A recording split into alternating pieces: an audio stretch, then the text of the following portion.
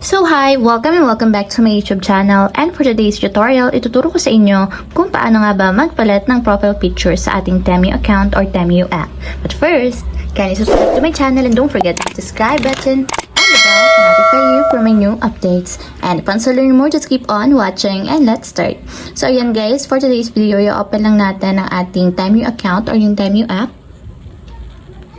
And then, pagka-open guys, mula dito sa pinakang homepage, itap lang natin yung U na nandito sa may lower part. So, para mapunta tayo sa pinakang profile ng ating account. So, after yung ma-itap yung inyong profile, itap ulit natin yung ating profile picture na nandito naman sa may upper left corner. And then, after naman yun guys, tap ulit natin yung ating profile picture para mapalitan natin.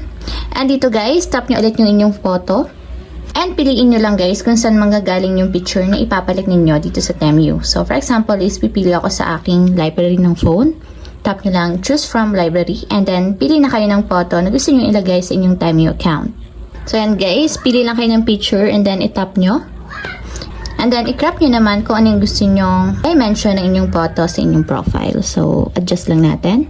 And then after yung may adjust, tap nyo naman yung check button na nandito sa may lower right corner. And refresh lang natin guys.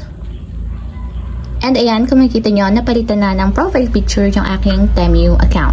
So, ayun lang guys, ganun lang kasimple kung paano nga ba magpalit ng profile picture or display photo sa ating TEMU. If you have a question, kindly comment down below and don't forget to hit the subscribe button and the bell to notify you for my new updates. And thank you for watching!